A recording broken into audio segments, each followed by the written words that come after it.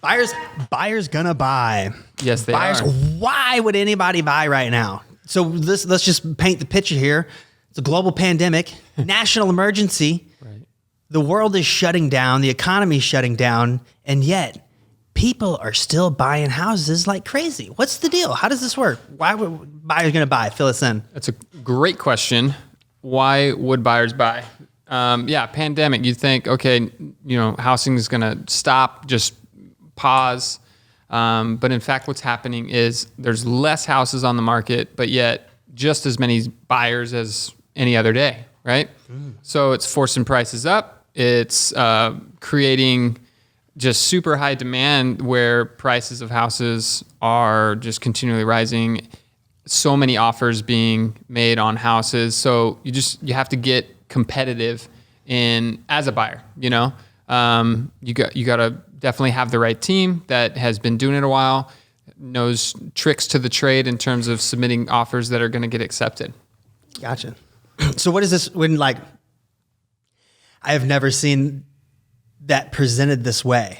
You have to be a competitive buyer. Right. So we're not playing basketball. I'm not trying to you know what I mean? We're not football players. We're not trying to be competitive. But you're playing a game here. Yes. You're trying to buy a house. Right. So what does this mean being a competitive buyer? Yeah. So it's a great question. So to be a competitive buyer, you got to check certain boxes, right? A lot of people come to us wanting to see a house or tour a home, and they're too late already because there's things that need to be taken care of before you get to the point where, I think I want to buy a home, or, I found the perfect one on Redfin, or whatever they think they might have done. Yeah. You're already too late. So you need to do a few things, check some boxes off, check your credit, see where your credit is. Credit. We want good credit. Good credit. What's good credit in a buyer's? If I'm a buyer and I'm going to buy, obviously we want to have the highest credit possible. Right. But realistically, you could get lending with a 600 credit score, even lower than that. There's not a lot of people are deterred by a credit score, thinking, I need to fix my credit. I need it to be perfect. Not always, and it just depends on the case and what you're looking for. Yes, you'll get better rates as your credit improves and is higher. But should that be the thing that prevents someone from buying a home?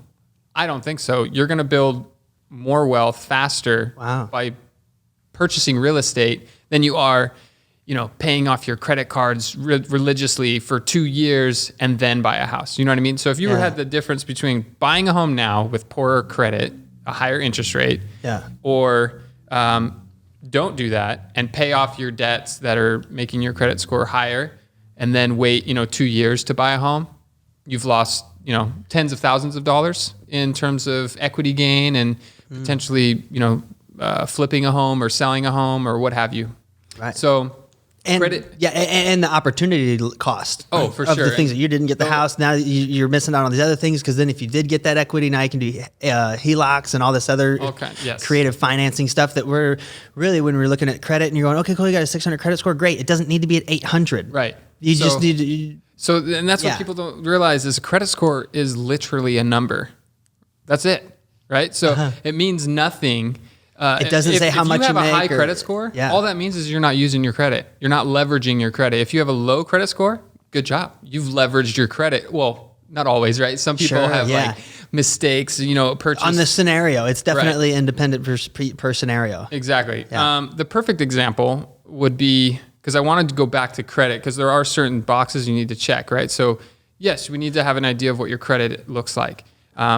Ultimately, you need to get pre-approved. That's number one. You need to have an idea of what you can qualify for a loan, unless you're paying cash. If you're paying cash, great. Yeah, you're paying cash. But if you're not, you need to have a pre-approval, and it needs to be up to date. So, they expire. You can only have them for so long. So you need to get them updated if you haven't found a home or what have you. So that's having one in the chamber, so to speak. So this helps us become a competitive buyer. Exactly. Which is so actually getting pre-approved for something is more important than actually having a credit sore. Yes. As far as being a competitive buyer. Yes, just get pre-approved for whatever it looks like. It doesn't matter if it's 100,000 or 100 million, whatever. Just get pre-approved and have it always, you know, right. Every 90 days, renew it. Because at least now you're in the position to make an offer. You can make an offer, you know, with a snap of a finger. Cool. Yeah, so that's number one. Be pre-approved. Check the credit score and all that. Nice. We can go back to the, you know, ways to, if you're leveraging your credit, you have a lower credit score. If you have a higher credit score, it just means you're not using it. So good, you know. Yeah. Anyways, we can talk about that later. Okay. And then, so we did how to be competitive today, but that was only number one on how to be competitive. So how big is this clip we're putting in the gun here? Right. How many bullets do we need? Yeah. There's a 30-round clip here. We juicing up. We ready to buy.